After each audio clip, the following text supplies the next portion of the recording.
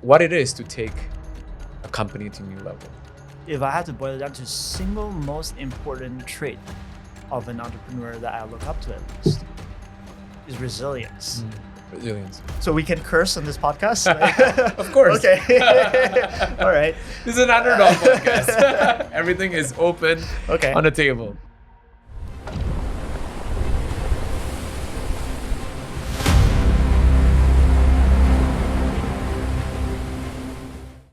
Hello, everyone. Welcome to the third episode of the Wise Underdogs channels. Today, I'm honored to host one of my very good friend and also a client that I've been working with for the past 3.5 years.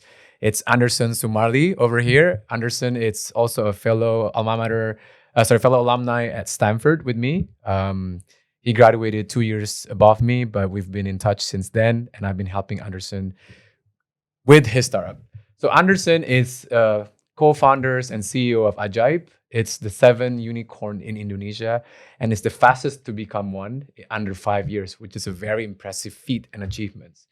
And as a coach and as a friend, I've witnessed firsthand how he's grown and how he's evolved, how he has transformed. And today we're going to cover the high of high and the low of low of his entrepreneurship journey of growing and scaling this unicorn in Indonesia. So today, we're going to cover all topics that related to entrepreneurship, to personal growth, to leadership. So all the underdogs out there who feel like they're also doing the same journey and going through the same journey can relate and learn something from this. All right. So welcome, Anderson. Thank you so much for having me here. Of course.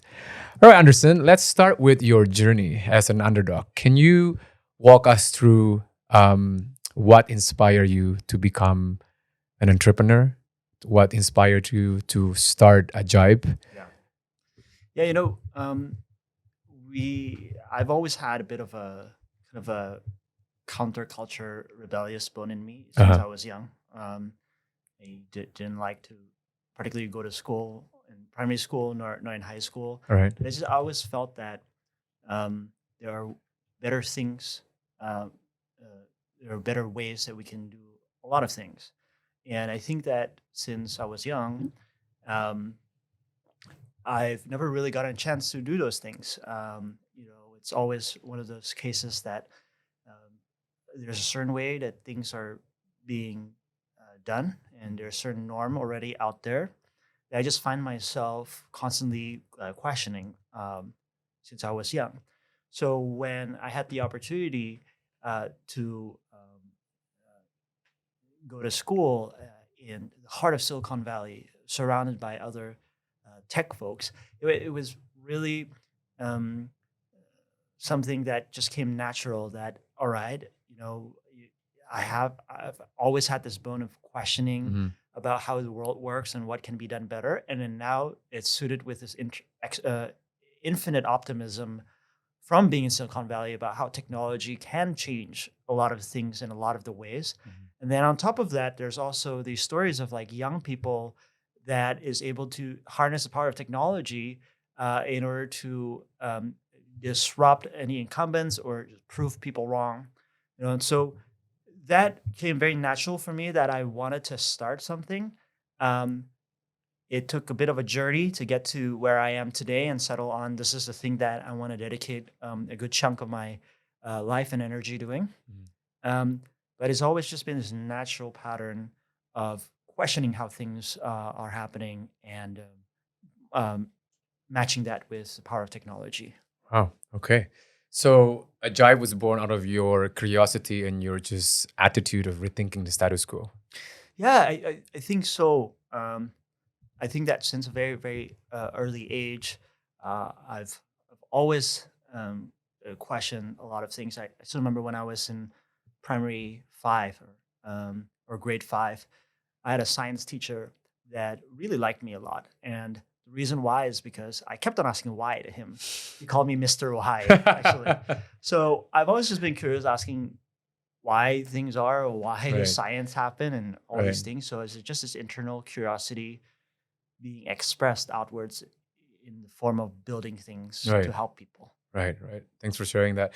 And Ajaib is, by the way, it's the 7th unicorn and has more than 1 million customers, right? So helping Gen Zs and millennials in Indonesia to sort of invest in the country. And so it's a story also of an underdog, like helping these people outside of the sort of core cities to actually invest and participate in the market of investing, right? So, but your journey was not smooth, right? You also told me you identify as an underdog. To be honest, this name Wise Underdog is also inspired by your journey of like, all right, Thank you. I'm taking down the Goliath, I'm taking down the institutions, right? Can you share a time where you felt like you really are an underdog, whether your age, whether where you come from, whether, I don't know, anything else that you might identify yourself with and being underestimated or being doubted or being marginalized or underestimated, right? So, and what kept you going through that?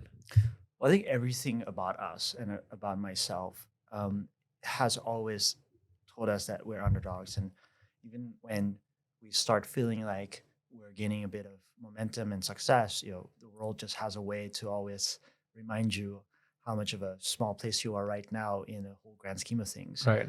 Like in the very early days, um, starting a company out of a country called Indonesia. I mean, first of all, it's really difficult to even convince any investors globally to really see that there's a technology frontier in an emerging market like Indonesia. But Right. we believed in it, and on top of that, um, here is a non-technical founder trying to build a fintech company.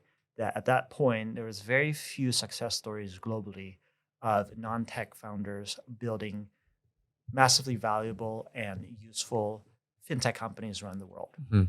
And on top of that, I started a company when I was 20, 25. I think I initiated 24 and finally created an actual incorporation when I was 25. So there's also it kind of like everybody kind of looked at it. And when I talk about the idea with people in the industry or people that's way more experienced than I am that I looked up to, there was a lot of scoffing and doubting that Right. this is probably not going to work out for various reasons. Mhm.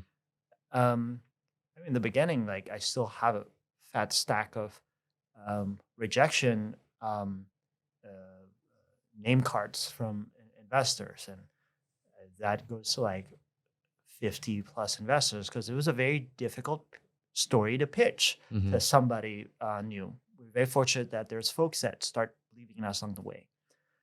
But this was not something that was surprising to me. I think that throughout my childhood, I was never number one in anything, neither number two or three. My high school was like ranked number 30 in the country, and never got into the best classes, never got into the best programs. And but yeah, I mean, like if you then look at my life journey, I was able to be fortunate. Don't get me wrong, be fortunate to get onto all these incredible Mhm. experiences. Mhm. Um, the journey is definitely much of a got reminded from a very young age that you're always an underdog, Right. even So till today. so it's like you're used to it and you'll keep proving everyone's wrong. Yeah, like it's like when people tell you that something cannot be done, and then you prove out that it can be done. Right. You hope that it's not just a personal satisfaction thing, but it also um, raises the question: what else do people take for granted that Right. can be changed for the better right now? Right. And who else who've been told that they cannot do things actually can do things to change things? Mhm. I'm by no means meaning to be an inspiration to anybody, but the question needs to be asked that, there's a lot of things that we agree on right now for no reason that should be better. And Right. young people can change that. Right. Awesome. So speaking of young people, right? So you started Ajaib, you said 24, 25, right? Of course, many doubted you as this young kid from Indonesia starting this company. Like, how did you deal with that skepticism and your ability to lead? Like, what helped you prove them wrong? I think that the biggest concern from everybody is mostly that look, if you don't have much experience under your belt and you're super young, how will you be able to go through challenges A, B, C, and D? Mhm. And they would lay it out to you. And I think that one of the prominent investors, very memorably said, for this to work out, all the stars need to align. And I think that's such a fallacy in most people's minds starting things out. Yes, it's true that there's probably 10 things that needs to happen and to be right for you to make this happen.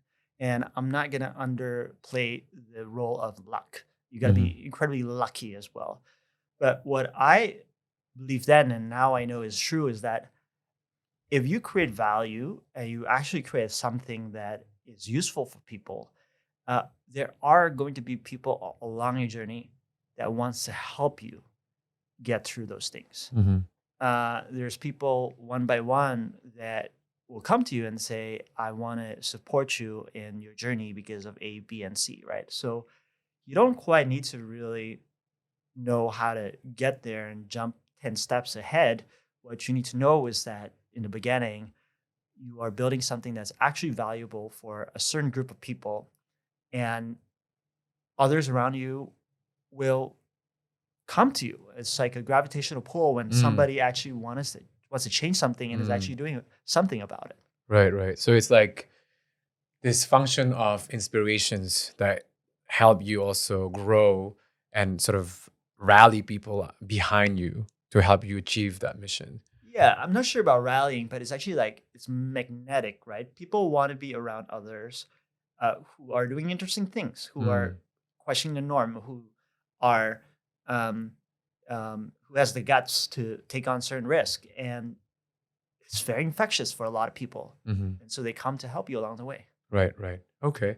So let's talk about Ajaib's journey then. So that's when you've already started, right? So already got doubted, people sort of like skeptic about it. And then you grow and scale and you prove everyone's wrong. I mean, you're the fastest unicorn in the country. And I'm pretty sure as you grew and scale, there's a lot of pressures as a leader, as a co-founder, as a CEO. What has been the hardest part of leading a rapidly growing and scaling startup like Ajaib? How have you navigated those pressures personally? Well, I think that like first is to understand really what challenges you're facing. I think that in every startup journey, there's two stages. The first stage is that you got to prove out product market fit. The second stage is then you have to prove out growth. I think that it's counterproductive for people to really think about growth and scaling before they prove product market fit. So don't even think about how to get, your next CXO to help you get to the next level of fundraising and whatnot when you haven't proven your product market fit, which is, i.e., I love the Y Combinator saying of like, building something people want, Yeah. right? And so if your challenge and issue in the beginning is product market fit, it's almost like don't think about anything else. You got to live and breathe That question. getting product market fit, right? Now, post product market fit, that's a different story for our company, right? That's a different tale. That's a tale of now you got something. How can you make this much larger in impact and value for a lot of people? And the answer is that you need to recruit leaders to help you do that. And how do you recruit leaders? Well, then you start thinking about, I need to raise more money. And how do you raise more money? Then now you guys start thinking about how do I make more money within the company? And so, there's this long tail of things that you need to get right in order for you to land on the right people in your team. And once they're in your team, for us, it's about honing their skill sets and helping them scale along with the company. So, those pressures, if at all, for me, is, holding the trust of the people who have subscribed to go through a journey with me and believed in me on my shoulders. And I don't take it lightly, definitely not. Let alone the millions and millions of customers that we have today that entrust their savings and life savings onto our platform also sits very heavy on my shoulders. So yeah, the pressure is just going to continue to increase, but I think it's really important in the early days to really ask yourself, what is really important to solve at this current time? Okay. So it sounds to me that there is this like cemented duties on your shoulders. It becomes like almost like a, what is it? Like, how do we phrase it? It's like, oh, someone gifted their time, their money, their sort of not soul, but like their energy to help you sort of achieve this mission, right? Yeah, I call it a responsibility. Okay, Yeah. there you go. So it's not just fiduciary duties, right? Yeah. It's actually like responsibility. Yeah, I think the responsibility to your team and your Right. employees weighs heavier on my shoulders than any other responsibility. I think you got to do right first for your internal team because, Right.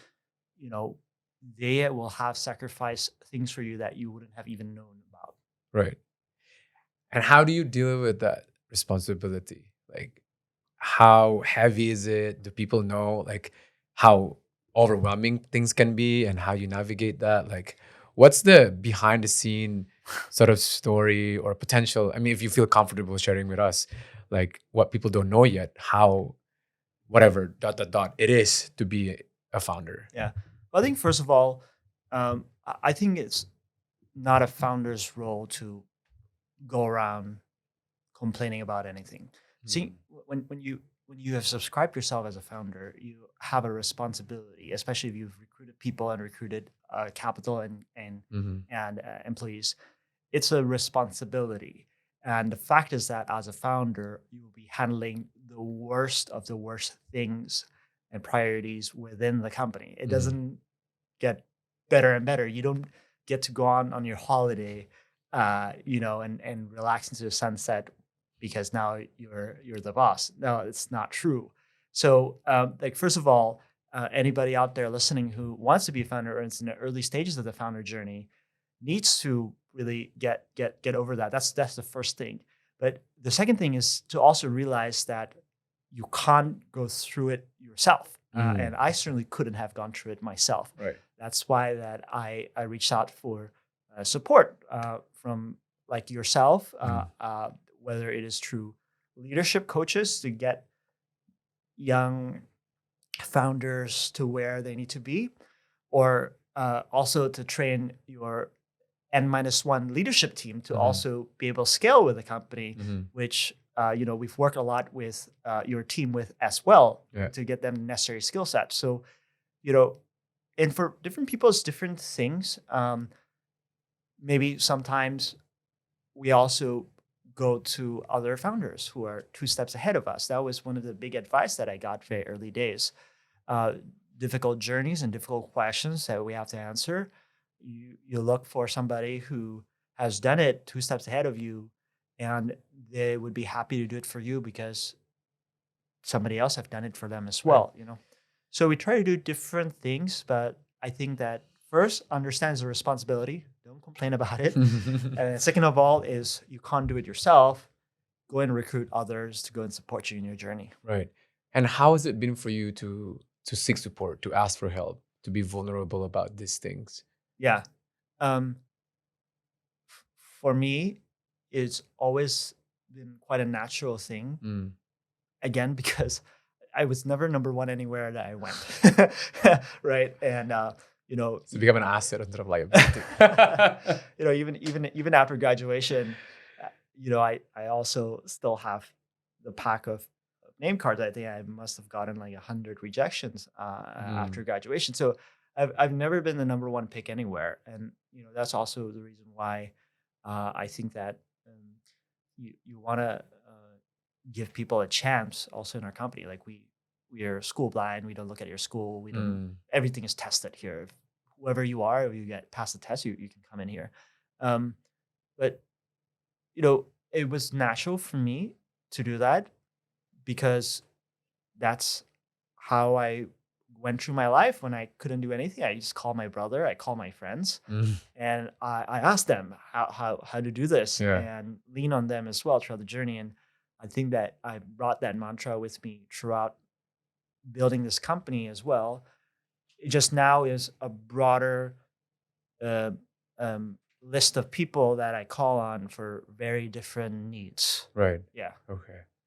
That's quite helpful and revealing, right? And then I think the hard truth about entrepreneurship is that people do not know how overwhelming, excruciating it could be, and how it is very crucial for you as a founder to reach out for help, right? Mhm. And I'm wondering as well, like I heard this quote somewhere. I mean, she's a friend as well, and she's a founder. I went to Harvard, and then like she's Asian woman, and then she said, I think we all know as a very smart person. I mean, you are smart. You went to Stanford, you went to Cornell, like you have all this resume, right? What it is to take a company to a new level is the foundership journey is not an intellectual journey.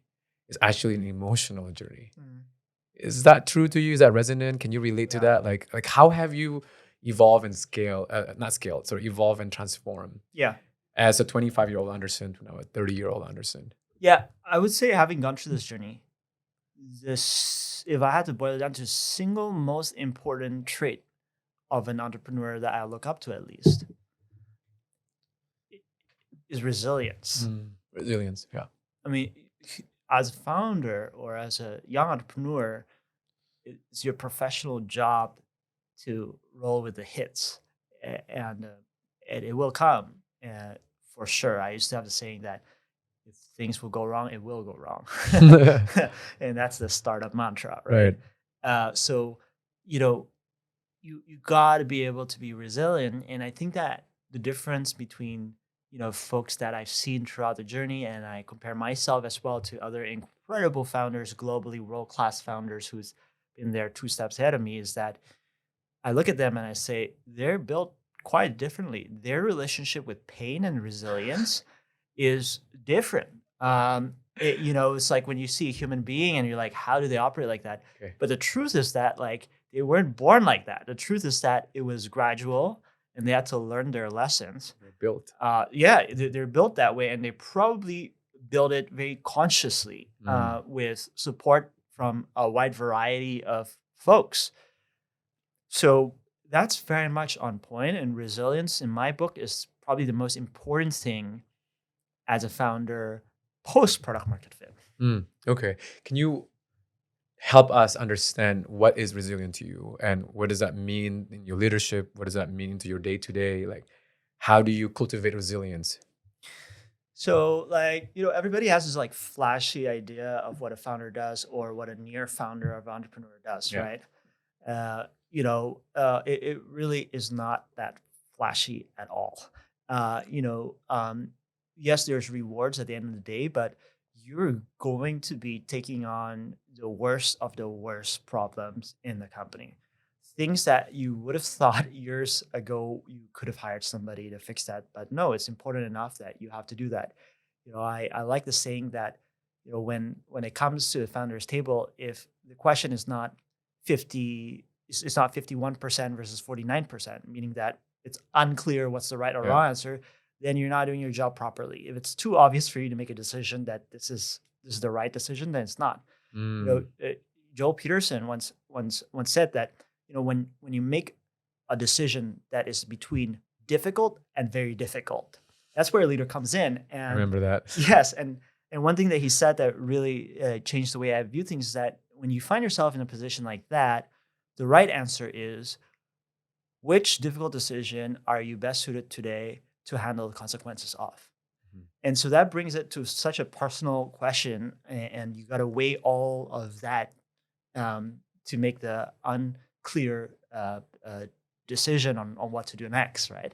So that's what you're going to be a professional at doing as a founder of a company, especially as you scale further and further on. Right. Does that mean so you have to get used to, I mean, resilience is basically built upon your tolerance ability to deal with pain and to deal with ambiguity and uncertainty. Yeah, no, absolutely. Because by definition, if you have to choose decisions based on difficult or more difficult, and what you choose now is just which consequence can you hold on more to, you need to be resilient to get over the consequences of those decisions. Right. Because it's definitely coming towards you, right? So, resilience is the ability to take on pain and really translate that to strength or learning and be able to move on. Right. What do you think gave you a lot of contributions or shaped you in having that resilient Andersons? Like what? Yeah. So formative experience in your life that, okay, yeah, like this resilience is so inherent in me that like, okay, like I'll take it on. it wasn't obvious to me that much Okay. earlier on, right? You hear other founders that are incredible founders, some of my friends around the world that, they've come from a very difficult hardship life, right? It's underdog. Yeah, absolutely. They come from a very difficult hardship life, and so they have a different relationship with the pain. I was fortunate in a way that I didn't have some of the pain that they have growing up, right? And so it was fortunate that way. So it wasn't clear to me in the beginning of this journey how resilient I would be, but it actually bu- built on over time once I passed through the very first company death situation, and then survive it, and then the next one survive it, and the next one survive it. Mm, I always tell founders, there's nothing like the feeling of staring down the barrel of a gun. And it's true. And looking at the bullet coming right at you.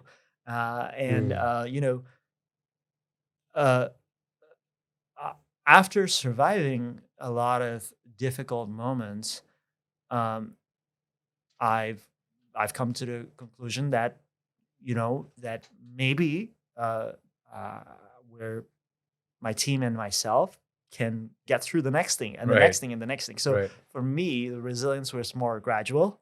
For others, it might be more, inherent due Right. to their upbringing. I see. I see. So, like, I mean, it's absolutely true that what doesn't kill you make you stronger, right? In this case. Yeah, and I think, look, there's no DNA or of how to build a great founder. One thing I can say for sure after, you know, getting to know all these amazing, amazing world class founders around the world who build amazing companies, nobody is the same. Everybody is unique, and they're all amazing in very unique ways. But they have similar traits. You see, resilience is one of the most unifying traits, but they got it in different ways and they express it in very different ways as well. Mm, And so there's no one way that it's good, and there's no one way that it's bad. mm. Okay. So resilience, that's another common trait for like this underdog founders, right? That help them succeed, help them survive. A lot of other underdogs founders, they also suffer from self-doubt. Entrepreneurship come with its, of course, fair share of doubts, right? I mean, when you started it, when you grow and scale, when you raise money, when you hire people, when you try to product market fit, there's probably gonna be a lot of self-doubt. Have there been moments where you questions whether Ajay will succeed or whether you're the right person for this company? And how do you overcome that self-doubt? Absolutely. I think that if you're not doubting yourself at all points, then you're not really taking the job seriously. Okay. Um, you, you, One of the most painful things to see in a very talented person is very obvious. Sometimes I come across very talented, very, very smart people, is that they either don't question themselves or they don't seek others that can keep themselves accountable, Mm, right? And that's one of the biggest common traits of why really talented people just misses the bar, mm, being extraordinary, right? I think that I have a saying that you have to be honest with yourself every time, and you know um, lying to yourself or creating a narrative is so easy. We as humans need to move on from hardships or when we make mistakes. And mhm, so our brains can actually tell us stories to make things make sense. mhm. Why we departed from a certain job, why we made certain mistakes happen. Rationalization, yeah. Exactly this rationalization, but you can do that and it allows you for maybe a happier life, but it's really not productive in moving things forward. Mhm, So I have a lot of doubts along the way. I mean, in the beginning, whether I can raise my Series A, whether we would ever get through product market fit, mm, whether we would ever be able to convince an amazing talent to come and join us. The list goes on and on and on, and it never stops, right? Once you get to a certain stage, the question next is, are you the right leader that can get us to the next stage? You have to ask that of yourself, in my opinion, at all stages of the company. mhm.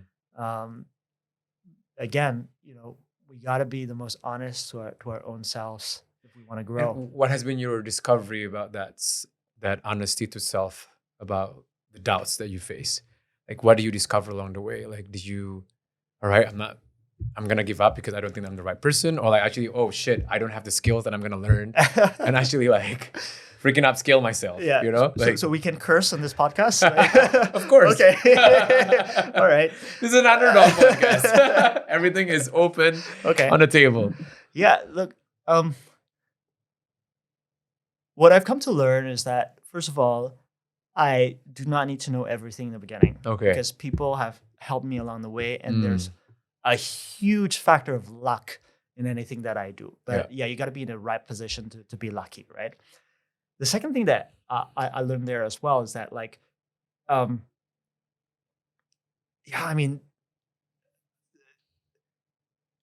you will make mistakes. I have made mistakes along the way. And the truth is that as you scale your organization, your mistakes are going to affect more and more people and more lives and more and more customers, right?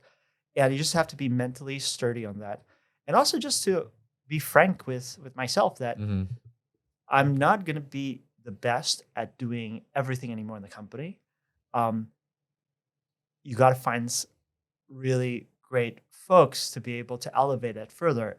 There's a saying from one of the entrepreneurs and investors that I really admire early on in my career. It says that, look, building a company is like juggling, 5 different plates. And one at a time, you have to hand over those plates to somebody else to juggle, and then they will drop the plate, they will break it, and you got to take it back. But once in a blue moon, you get the right person, they go off and do a much more fantastic job than you. And I've also come to learn that, when you recruit somebody and they suddenly blow you away of how well they've done and how much better they can do the job than you, then you know that you've done the right thing. And if you're not blown away, then you know that you've not done the right thing. Oh, this is very interesting sort of approach to this. Yeah, because the truth is that the better your team as you recruit, the more you will realize how deficient you are in a lot of things.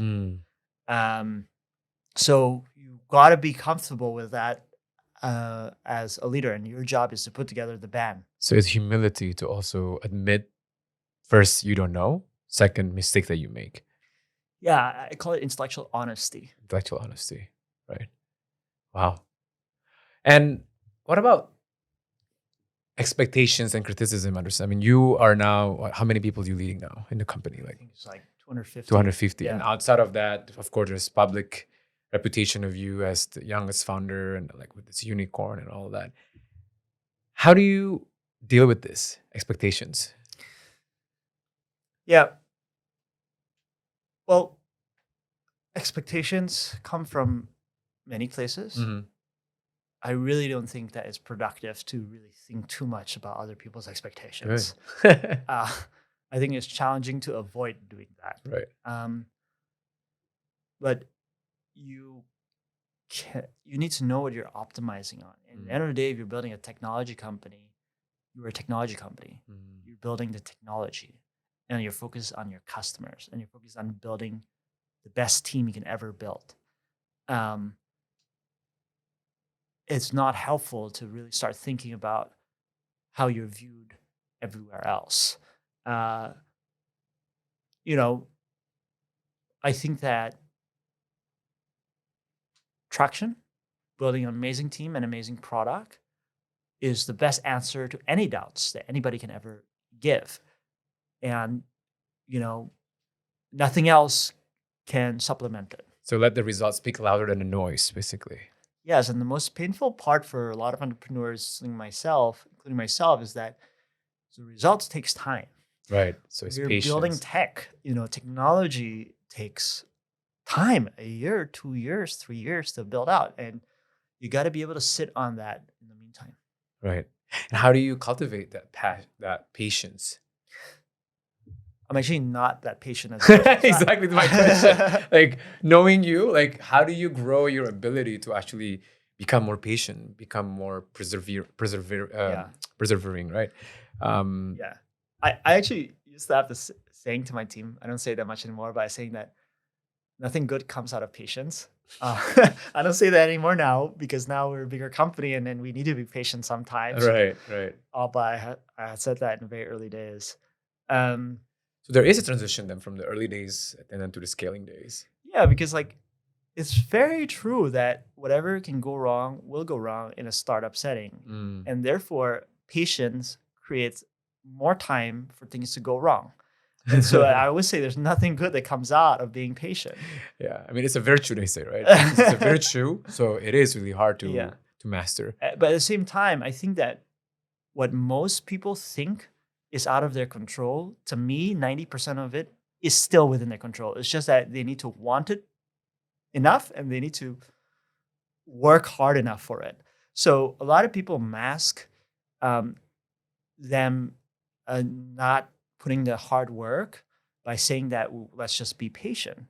But truthfully, in my experience, whether it is dealing with what people see as the most out of control thing, like getting licenses from regulators or waiting for responses from certain people, third parties, or something that your whole business really hinges on you getting this thing right or getting the data in time. I can tell you that with enough pain and enough wanting, you can at least influence control over those things. And so people end up masking it one step behind and saying, let's just be patient to wait for the outcome. I see. Is it like almost like a cop out to you? It is. That's why I say intellectual honesty is the most important thing if you are number one person as a founder or as an entrepreneur. It's not a natural thing. I know that people need to live their lives and they need to have their own narratives so that they're okay with themselves. It's definitely a very painful way to live life, always thinking that way. But intellectual honesty is really the pitfall for most intelligent, highly functioning people that I've seen. Right. That's very refreshing to hear that intellectual honesty is probably highly correlated to your resilience as well, right? I mean, it's kind of feed off each other.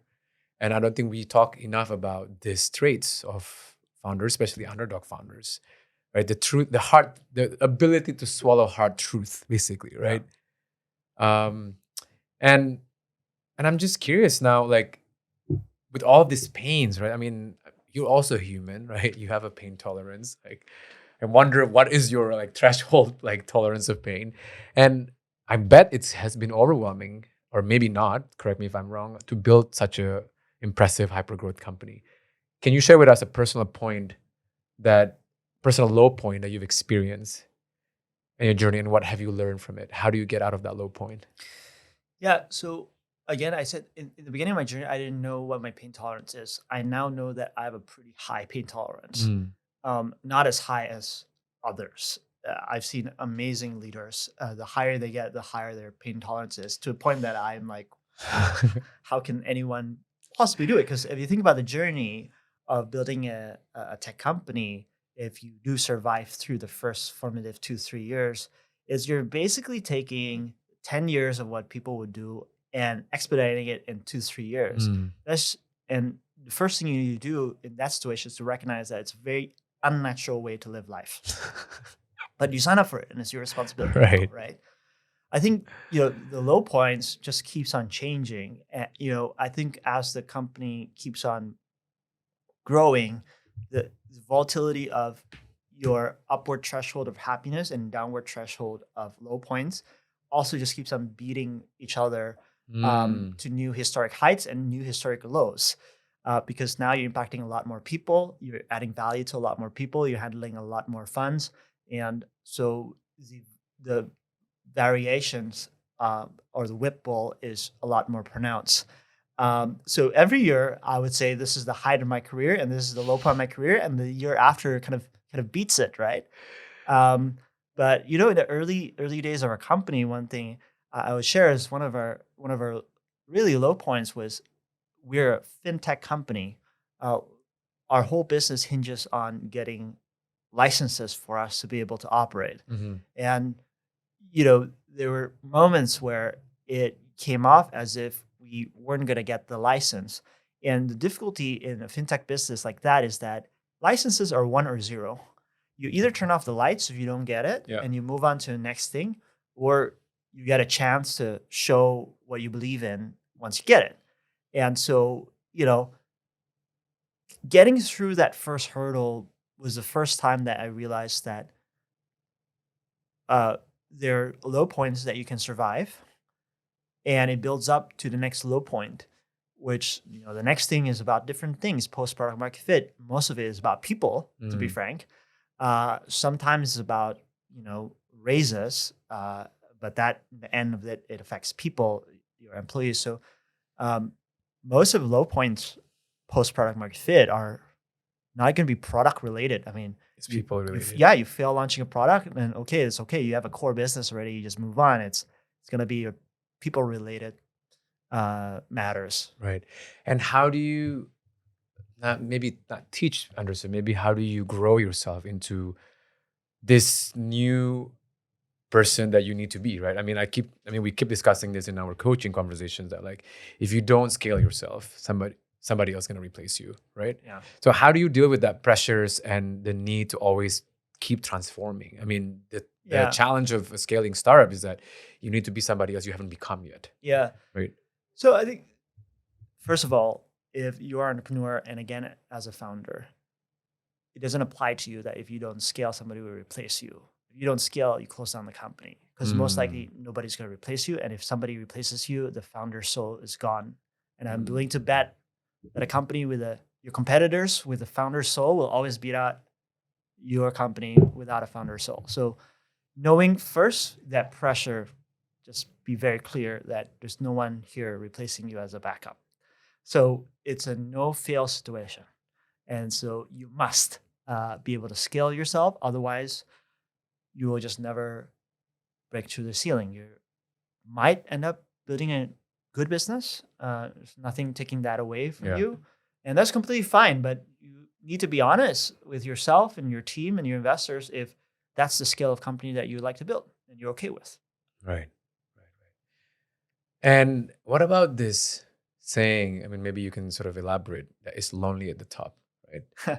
And maybe you can talk more about that. And especially being in the spotlight as a young founder, right? It can be isolating. How do you cope with that sort of feeling or sensations? And who do you turn into when things get tough? Yeah, like I have this saying that I really believe in for all the founders listening, that one thing that everybody likes more than a shooting star is a falling star.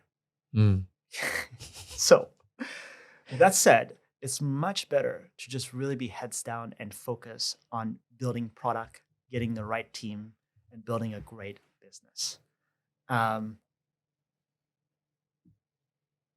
If you prove everybody that you can build a great business and you have traction, there's not many problems in the world that I can think about that's not going to be solved by that. So sometimes when you face challenges and you just don't know where to go, you got to get back focused, heads down on building product, talking to customers, and getting the right talents. Yes, you need to have a good set of support systems in your life. You need to have your family members. You need to have your spouse, whatever, friends that you can lean on. Coaches as well. All these are important support systems in your life. But really, you should not build an image of yourself in your mind greater than what the reality actually is, which is a founder just gets the worst of the worst problems. It just gonna be heads down solving those issues. So it sounds to me that it takes a different kind of breed, like, to be a founder. Yeah, I think of that a lot with other amazing people that I look up to, and I said they're just a different breed of people. I still don't know what the truth is, whether they truly are a different breed of people or whether they have been able to evolve into that breed of people. I have this. So like between nature and nurture. Yeah, I have this great friend that built a fantastic business, highly valuable. It's his 8th startup. He failed 7 times. And he failed 7 times with the same team of founders, and he did really, really well his 8th time. And I asked him what changed. He said nothing changed. He tried as hard as he could in the previous 7 companies. It was luck that ended up giving him the position to be very, very successful. Do you believe that? Try. I do believe in that. I think that a lot of the things that we did, a lot of the things that other people did, a lot of it has to do with luck. And so, you got to put yourself in a position of luck. Like, I'm sure that with luck, if this person didn't work hard, you're just never going to get there. They say luck is not random, luck is made.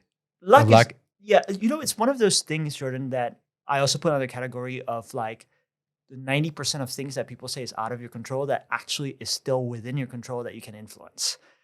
Is putting yourself in a position of being lucky. Actually, it's not randomness, but it's probability, and you can increase probability basically. Right.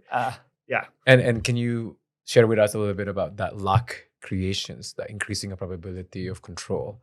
Yeah, I'll give you an example for our company. Is that the initial start of our company in Ajaib is because we believe that young people will want to think about their future finances early.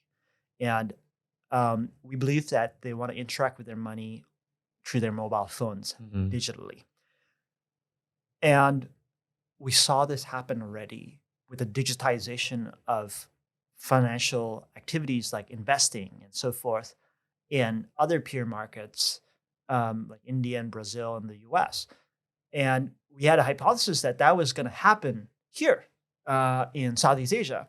Nobody really believed in us. But we said it happened everywhere. It should happen here. Now, right when we launched, it happened to be the worst 3 months you can ever launch an investments-related company because it was the beginning of COVID and the whole stock market globally tanked by more than 50, 60%. Is that bad luck? Who knows? After that, 6 months later, it was one of the most incredible rebounds in capital markets history. Is that luck? Who knows, right? But, there is stuff that you do to increase probability of something happening. It's not randomness of 1 or 0. It's like a spectrum of percentages of what will happen. Right. And we as entrepreneurs take bets.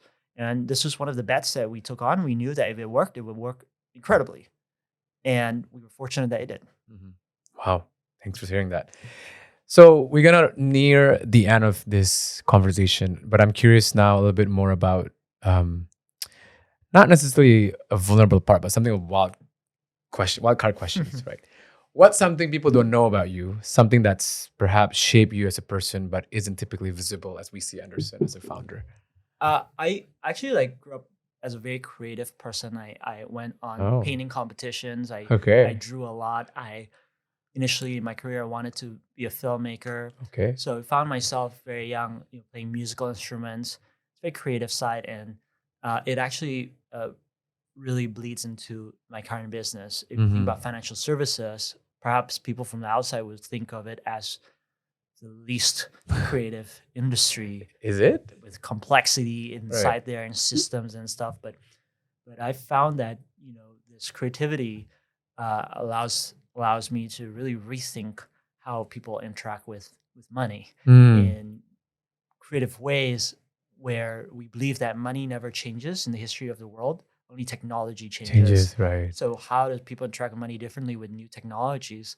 And you've heard new technologies today, in today's age, with decentralized money on blockchain, with the advent of AI, it's going to change how we relate to money and what we expect from it. Yeah. So one of it is creativity. Right. Cool. And what scares you about the future? What's personally, professionally? Yeah. What's your fear?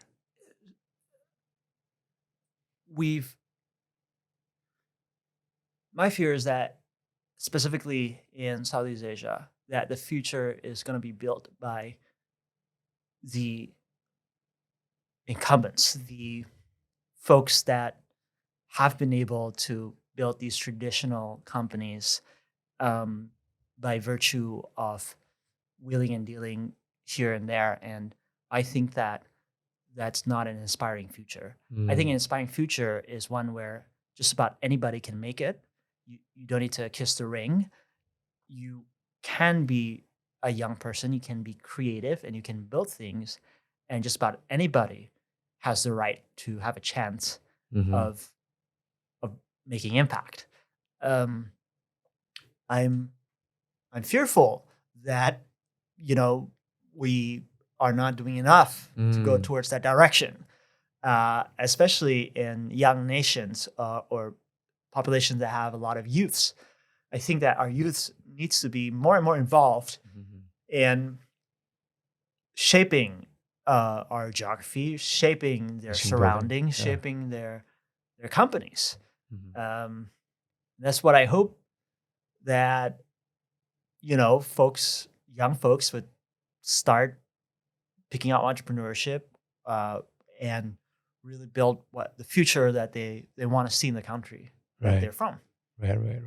And is this fear also keeping you sort of awake? Not awake necessarily, but like keeps you going. Well, I say, like when you wake up every day, yeah, like what keeps, it wakes me up in the morning. That's in the morning. Yes, okay, it wakes good. me like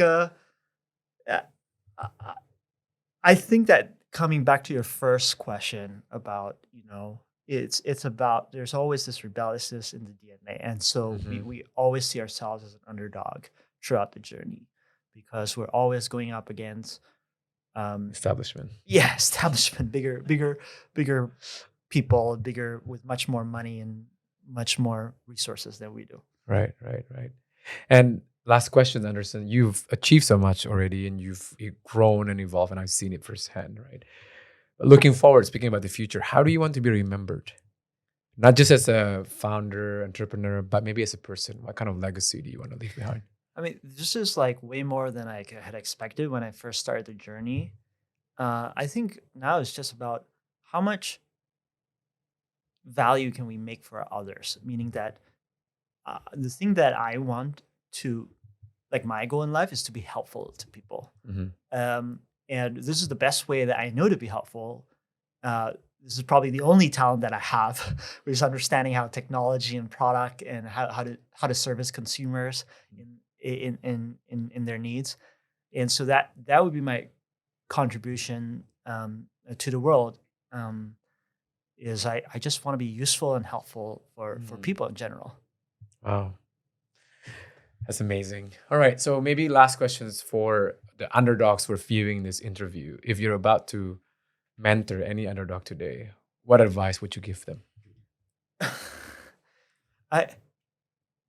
I think that like most advice are bad advice. So no one should be given advice. Everybody should be coached. So they have their own answers.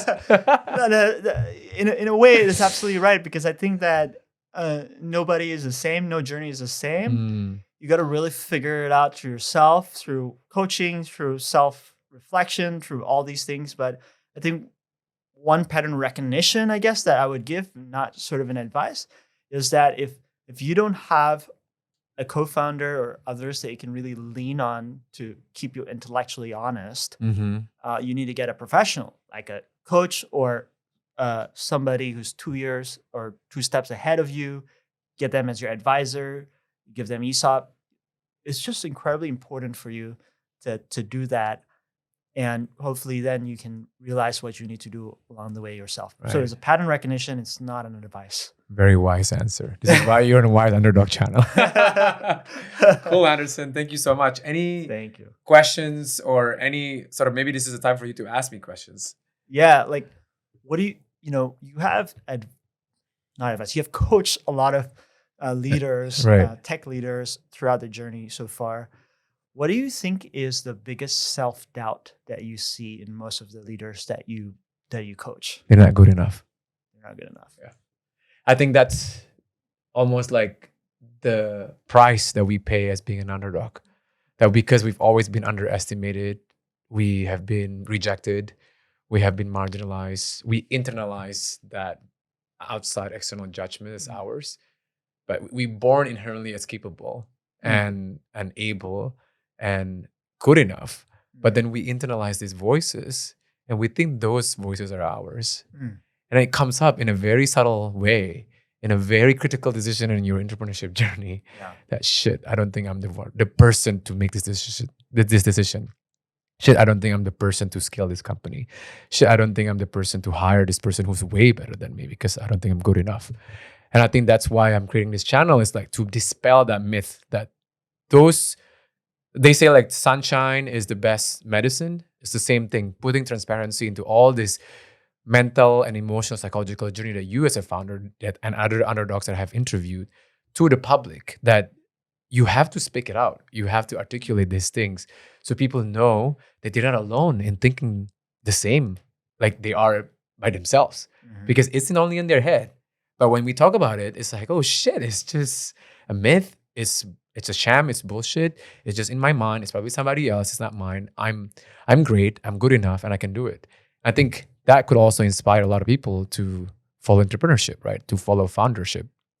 For me, even starting this is a founder's journey, but taking it at a very slow pace, not in a very blitz scaling mode, because I know myself, and I hope more of us as an underdog, as people who have been underestimated. And if we are honest as well, like 80% of the world are underdogs. Like we are still living in a post-colonial world, right? We're still recovering. Almost developing countries, like maybe the 5 billion of the 8 billion still live in this underdog mentality.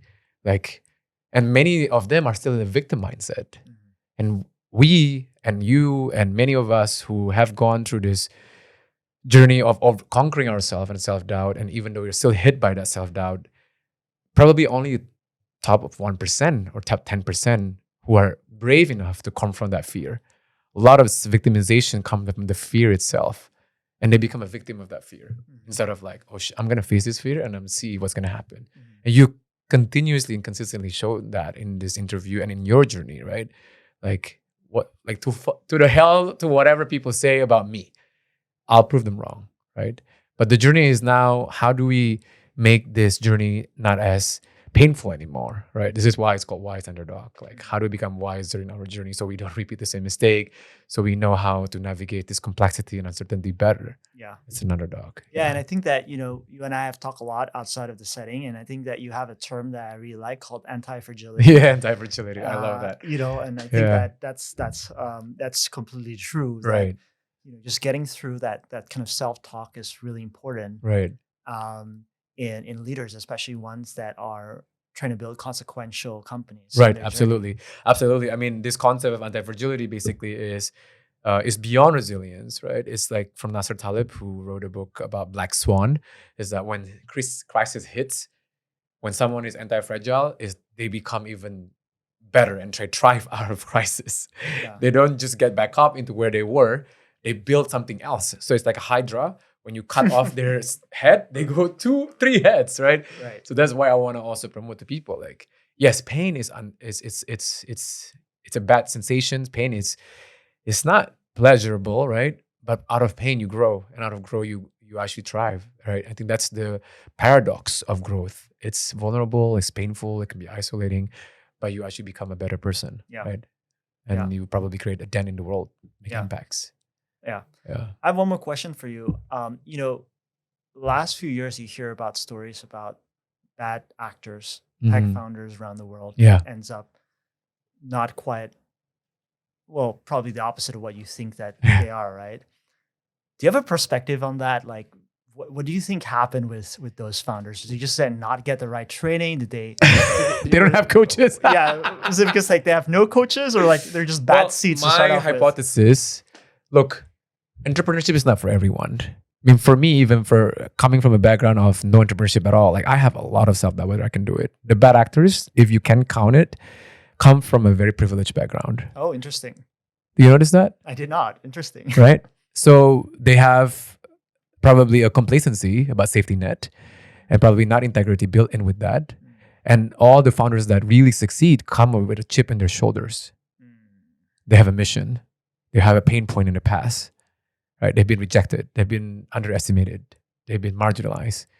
And that pain really deep, imprinted in their brain, and that keep them intact.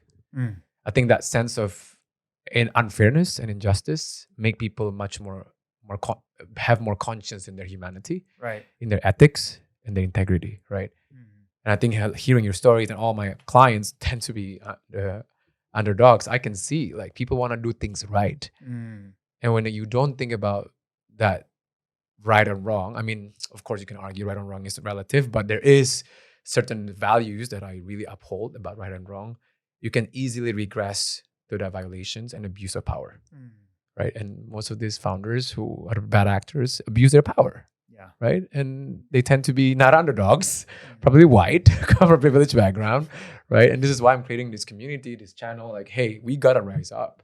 Right? Our voices need to be heard, and our wisdom need to be shared, because more people then will wake up as well and then join us in the forces. Yeah. Cool. Oh, great. Awesome. Any other questions? That was great insights. Man. Awesome. I really Amazing. had fun. Thank you. All right, everyone. Thank you so much for listening to episode 3 with Anderson Sumarli. Again, this episode is about Anderson's journey as an underdog founder. If you like this episode, if you learned something new, please subscribe. Please share this journey. Please save this episode and then spread to other people who might benefit from listening to the journey. All right.